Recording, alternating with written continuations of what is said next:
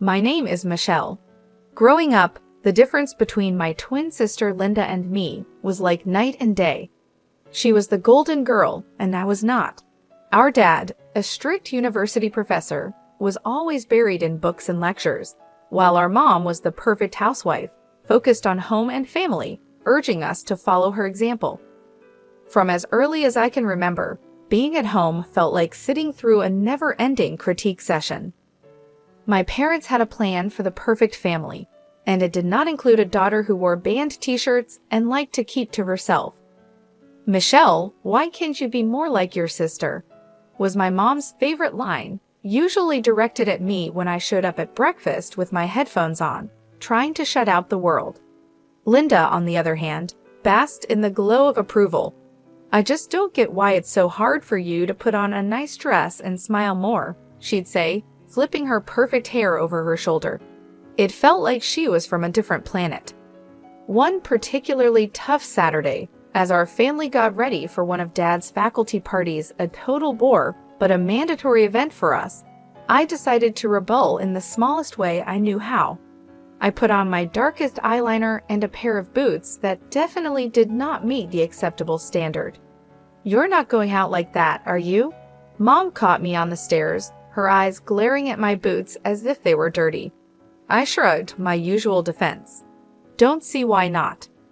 She sighed, that long, drawn-out kind that said I was the biggest disappointment in her perfectly organized world. "Please, Michelle, just this once, can't you try to fit in?"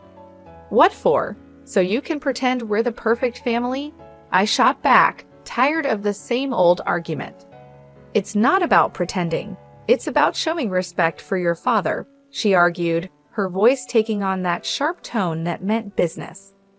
Linda, overhearing the exchange, came trotting down the hallway, her heels clicking on the hardwood floor like a judge approaching the bench. "Mom's right, Amy. It's not that hard to look decent. Why do you always have to make things difficult?" "I don't want to be a clone of you, Linda," I snapped, feeling my face get hot. I hated these arguments, hated being compared, but more than anything, I hated feeling like the odd one out in my own home. Dad appeared at the bottom of the stairs, his brow furrowed. "Michelle, go change now. We're leaving in 15 minutes, he said firmly. His tone left no room for argument. He didn't yell, he didn't need to. The disappointment in his eyes was enough to send me marching back to my room to swap my boots for plain flats and wipe away half my eyeliner. As we drove to the party, the car was silent except for the classical music Dad insisted on playing because it was calming. I stared out the window, watching the trees blur past. In that moment, I promised myself that someday I'd live a life where no one could tell me what to wear, how to act, or who to be. Someday, I'd be free from these expectations. My room was the only corner of the house where I could pretend I was somewhere else, anywhere else. Unlike the rest of the house, which was filled with my parents' choices, my room was mine. It wasn't much, just 3 walls covered in sketches and music posters, but it was my escape from the reality of my family's expectations. One evening, as I was trying to lose myself in a playlist of my favorite bands, Dad knocked and marched into my room, his face set in a familiar frown. "Michelle, turn that noise down, and why haven't you studied with Linda today? You know you both have exams coming up," he said, his voice stern. I pulled out one earbud and looked up at him, trying to keep my voice calm. "I've been studying, just not with Linda. I learned better on my own." Dad shook his head, clearly not believing me. "You know the rules. Your sister gets good grades, and you should be doing the same. I don't see why you always have to make things difficult." "It's not about making things difficult," I said, feeling my frustration grow. "I just don't see why I have to do everything Linda's way. Can't I have my own way of studying?" He didn't respond to that, just switched to another complaint. "And those friends of yours, I saw you with them at the cafe yesterday. I don't think they're a good influence. You should be spending time with the daughters of my colleagues. They're more suitable." I felt my temper rising. "Suitable for what? For you? Because they talk about economics and pretend to enjoy those boring university gatherings. Before he could answer, Mom appeared at the doorway, her voice sharp. Michelle, your father is right. Those girls are from good families. They know how to behave. They're the kind of friends you should want. I stood up, facing both of them. What if I don't want friends who are picked for me? What if I want to choose my own friends, choose what I study, or even decide what I want to be? That's enough, Michelle, Mom said firmly. You know your future is with the university. Your father has made sure of that. And after you graduate, you'll need to start thinking about settling down. We've already discussed this. Settling down. The words felt like a prison sentence. You mean thinking about being someone's wife, like Linda? Is that all you think I'm meant for? Mom's face softened a bit, but her voice stayed firm. We want what's best for you. Following the path we've set out will give you a good life. A good life, I repeated, the irony bitter in my mouth. Is it a good life if it's someone else's idea of good? No one answered. They didn't need to. We all knew there was no point in arguing. They had their plans, and they expected me to follow them, just like Linda. Linda and I were like two sides of the same coin, always together but never on the same page. At the university where Dad taught, the differences between us became even clearer. She was into business management, the golden child always nodding along in lectures and asking smart questions that made the professors smile.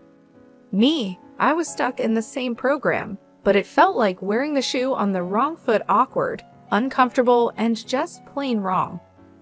One afternoon, as I was struggling through a pile of textbooks in the library, Linda breezed in, her notes organized, her smile ready.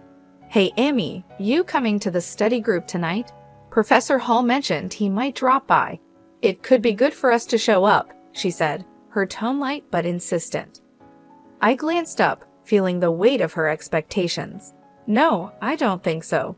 Those things aren't really my scene, you know. She frowned, putting her books down with a thud that matched her disapproval. It's not about it being your scene, Amy. It's about making the right impressions. You need to start taking this seriously. We're graduating soon. I shrugged and turned back to my notes. I am taking it seriously, just not in a way that makes me unhappy. Why should I pretend? Because, Amy, sometimes you have to play the game to get ahead, she said, waving at her neat textbooks and color-coded notes. It's not about liking it. It's about doing what's necessary. I shook my head and pushed my chair back with a scrape. Well, maybe I'm tired of doing what's necessary according to everyone else. Did you ever think of that? Her voice softened, but her eyes were still firm. Amy, I'm just trying to help you. Dad won't always be around to fix things. What will you do if you keep pushing everyone away? Maybe I'll figure it out on my own. Maybe I don't need to follow Dad's path or yours, I replied, feeling a surge of defiance. Linda sighed, clearly frustrated. You're so stubborn. Just try, okay? For me, if not for yourself. Show up tonight and talk to Professor Hall. It won't kill you. I looked at her, really looked, and saw not just my perfect sister, but someone who cared in her own way. Fine, I'll think about it. I conceded, not ready to promise more. Thank you, she said, her smile returning.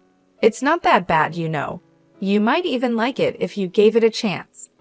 Doubt it, I muttered, but I knew I had lost this round. For Linda, I'd show up, sit through another boring discussion, and not at the right times. It was just a few hours. How bad could it be? As it turned out, not as bad as I thought. Professor Hall was surprisingly interesting when he wasn't lecturing from a podium. I even asked a question, which earned a shocked but pleased look from Linda. Later, as we walked back to our dorm, Linda nudged me. See, not so terrible, right? That fragile piece didn't last long. In our final year, Linda introduced us to her fiancé, a lawyer 12 years older, already well established and exactly what our parents dreamed of. Mom and Dad were thrilled, praising Linda for making such a smart choice. Then they turned their hopeful eyes on me. "Now, Michelle, it's your turn to find someone suitable," Dad said one evening over dinner, his tone implying my time was running out. Mom nodded enthusiastically, already planning out my life as if it were another one of her well-organized projects. "Think about your future, dear. Someone who can provide for you, who has a good standing." I remember staring at my plate, feeling trapped. Linda's wedding was planned down to the smallest detail by Mom. From the bridesmaids' dresses to the flowers, everything showed off her perfect vision of family prestige. After the wedding, Mom often visited Linda, giving advice and making sure Linda's life went exactly as she had planned. Watching this, I knew one thing for sure. I didn't want my life controlled by someone else. One day, I was walking down the street, lost in thoughts about escaping the life my parents wanted for me, when I heard the deep rumble of a motorcycle. Curiosity made me look. That's when I saw him, Brian, with his leather jacket and carefree smile, pulling up beside me. "You look like you need a ride," he called over the roar of the engine, a playful sparkle in his eyes. I hesitated, looking back toward the path home, then at his outstretched hand. What did I have to lose? "Sure, why not?" I said, my voice a mix of nerves and excitement. Climbing onto the back of his bike, I felt a rush of adrenaline as we sped away. The wind whipped through my hair, and for the first time in a long while, I laughed a real laugh. Brian shouted something about showing me his world, and I held on tighter, not wanting the moment to end. We stopped at a diner popular with bikers. Over burgers and fries, Brian told me about his life as a welder, his love for bikes, and his passion for the open road. It was so different from anything I was used to, raw and real. "Don't you get scared living like this?" I asked, my voice barely rising above the clatter of plates and chatter around us. "Scared? No, it's thrilling. You never know what's around the corner. Isn't that better than having everything planned out for you?" he replied, his eyes lighting up with each word. Over the next few weeks, we met in secret. Each ride on Brian's motorcycle took me further from the life I was supposed to live and closer to the life I wanted. The speed, the adventure, it wasn't just about the thrill. It was about feeling alive, feeling free. One evening, as we watched the sunset from a secluded overlook, Brian turned to me. "Michelle, I don't just ride to escape. I ride to feel alive, to make every moment count. With you, every moment feels like it's worth something." I leaned into him, my heart beating fast. "I've never felt like this before. You make me feel free, Brian." He smiled, pulling me closer. "Then let's not go back to just existing. Let's live." 5 months with Brian felt like a lifetime of moments. I had always dreamed of the day he would propose under the stars, with the gentle rumble of his bike in the background. My heart said yes before my mouth could form the word. It was perfect, except for one big problem: my parents. I was scared to introduce Brian to them. He was everything they disapproved of: his rough edges, his wild spirit, his simple but happy life as a welder. But love gave me courage, and I decided it was time for them to know. The day I brought Brian home, he wore his usual leather vest, red t-shirt, ripped jeans, and a bandana. I loved that about him. He was always himself. As we walked up the driveway, I could already feel the weight of my parents' judgment. When we stepped inside, Mom's face went pale at the sight of Brian, her eyes widening in shock. "What in the world, Michelle?" she gasped, her voice barely a whisper. Dad's reaction was harsher, his words sharp as knives. "Who is this? And why is he dressed like a thug in our house?" I took a deep breath to steady my nerves. "Mom, Dad, this is Brian. He's the man I love. We're getting married." The silence was deafening. Then Dad turned to Brian, his tone full of disdain. "Married? What do you do for a living, young man? What are your qualifications?" Brian, bless him, didn't waver. "I'm a welder. I took some specialized courses after high school. I work hard and make an honest living." The look on my parents' faces was a mix of horror and disbelief. Mom looked like she might faint. "A welder, Michelle? You can't be serious." Dad's voice rose, anger flaring. "You expect us to bless this, to throw away your future for a welder?" I felt my resolve harden. "Yes, because he makes me happy. Isn't that what should matter?" "But the life you'll lead," Mom started, her voice trembling. "It will be the life I choose," I shot back, my own voice gaining strength. Dad shook his head, his decision clear. "We cannot and will not support this. If you choose him, don't expect to be a part of this family." The finality in his tone broke my heart, but not my decision. Brian squeezed my hand, giving me the strength to face them. "Then I choose Brian. I choose us. I choose my happiness." Mom's eyes filled with tears, and Dad's jaw clenched tight. "If you walk out with him, don't bother coming back," Dad said, his voice cold. Walking away from my parents' house with Brian, my heart was a mess of emotions: pain, relief, excitement, and fear all mixed into one. The night air felt different, like each breath was a new beginning. I took a step further into a new life. We rode in silence for a while, the steady roar of the motorcycle beneath us.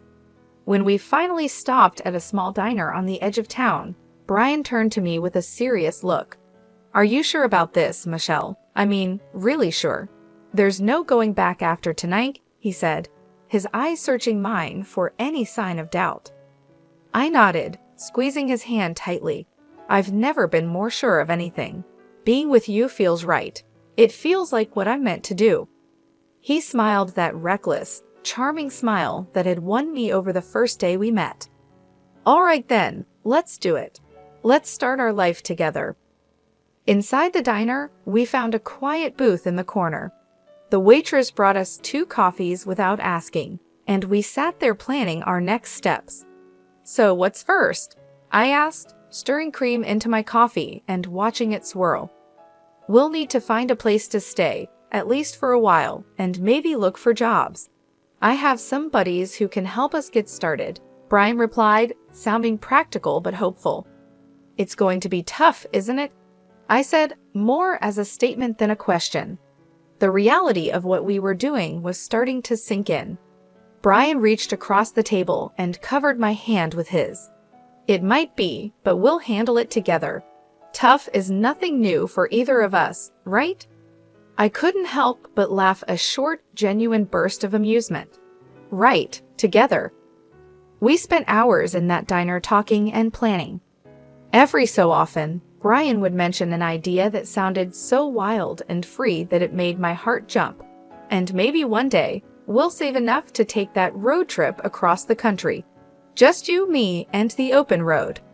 "I like that," I said, allowing myself to dream bigger than I ever had. Riding back into the city, we began our search. The next few weeks were a blur of activity. We found a small apartment on the edge of town. It wasn't fancy, but it was ours. Brian found work at a local garage, and I picked up shifts at a nearby diner. Life was hard, but it was ours. We made do with what we had, and every night when we came home to each other, it felt like we had everything. Months later, we decided it was time to make it official and got married in a small, intimate ceremony. I held onto a small hope that my family would show up, that they would see how happy I was and let go of their prejudices. But the chairs we had reserved for them stayed empty, and no congratulatory messages came. Despite the sting of their absence, the day was perfect because it was ours. Over time, I grew very close to Brian's mom. She welcomed me with open arms, calling me her daughter and filling in the gaps left by my own family. Her warmth and acceptance helped heal some of the wounds left by my parents' rejection. Things finally started looking up for Brian and me. After he completed some additional training and became a certified underwater welder, his income shot up to $230,000 a year. That change made a huge difference. We managed to buy a townhouse in a nice area, the kind of place I had always dreamed about but never thought I'd actually live in. I started working as a dispatcher in Brian's company. It wasn't just a job. It felt like I was part of something important, supporting the man I loved and building our future together. On weekends, we escaped the city on his bike, roaring through winding roads and taking in the breathtaking views of nature. Those moments, with the wind in my hair and Brian's warmth against my back, were pure bliss. Living nearby, my mother-in-law became a frequent visitor. One afternoon, while Brian was tinkering in the garage and I was making coffee, she arrived looking a bit troubled. "There's been some bad news," she said as she settled down at the kitchen table. "Something about a professor at the university involved in a harassment scandal." My heart skipped a beat. Did they say who it was? I tried to keep my voice steady, dreading the answer. She shook her head. "No, they didn't mention a name on the radio, but you know how these things go. It's probably all over the TV by now." Nodding, I turned on the television and tuned into the news. Sure enough, there was a report on the scandal. As I had feared, my father's face appeared on the screen. The anchor detailed the accusations against him, and I felt a cold wave of disbelief wash over me. Turning off the TV, I sat down heavily, trying to process the news. Brian came in, wiping his hands on a rag, and saw my face. "What's wrong, babe?" he asked, his brow furrowed in concern. I swallowed hard, my voice barely a whisper. "It's my dad. He's been accused of harassing a student." Brian's expression grew serious for a moment before he came over and took my hand. "I'm sorry, Michelle. That's tough news. How do you want to handle this?" I shook my head, feeling unsure about everything. "I don't know. I mean, what can I even do? We're not close anymore." He squeezed my hand, showing he understood. "Whatever you need, I'm here for you. We don't have to figure it all out right now." I decided to wait and see how things unfolded before making any moves. Whatever decision I made, I knew Brian would be by my side, and that gave me the strength to face whatever came next. Life had been peaceful until that unexpected afternoon at work when a familiar car pulled into the parking lot. I hadn't seen my parents in a long time, and the sight of them stirred up a mix of emotions I thought I had put to rest. They both looked dramatically different. The scandal had taken its toll. Mom had lost a lot of weight and looked much older, while Dad seemed broken, a shadow of the stern man he once was. My mother saw me and rushed over, arms open as if nothing had happened, as if years of distance and disapproval could be erased in an instant. But I couldn't embrace her, not now. Instead, I stepped back and took Brian's hand, drawing strength from his presence. "Michelle, it was so hard to find you," Mom said, her voice cracking with emotion. Dad, always the blunt one, got straight to the point. His voice was harsh and bitter. "I was accused unfairly, you know. I went to your sister's husband for help, but that leech wanted a fortune. Your sister sided with him, and now they've kicked us out. We need your help." I stared at them, disbelief and anger swirling inside me. "Help? After all these years, you show up and demand help." "We have nowhere else to go," Mom said desperately. "They've disowned us too. We thought maybe we could stay with you." I almost laughed at the absurdity. "Stay with me? After you disowned me, you made it clear I wasn't your daughter anymore." Dad's face turned red, his old temper flaring up. "You owe us, Michelle, after all we've done for you." "That's where you're wrong," I replied, feeling a newfound resolve. I cut them off, feeling Brian squeeze my hand for support. "I don't owe you anything. You threw me out because I chose my happiness over your demands. And now you want to just move in and act like we're a family again?" The situation was spiraling out of control, and I could see people watching, a small crowd beginning to form. Mom started to cry, her sobs loud and drawing even more attention. "You're being ungrateful after everything we've done for you," she accused through her tears. I took a deep breath, my decision clear. "No, Mom, I'm not ungrateful. I'm free and happy. You made your choices, and now you have to live with them." As we walked away, I heard my dad yelling, but Brian leaned over and quietly told the security team, "Don't let them come here again." The following months flew by, filled with love and peace. We welcomed a son, a new beginning for our growing family.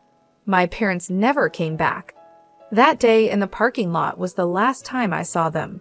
While part of me grieved for what could have been, I knew I had made the right choice for myself and for my family.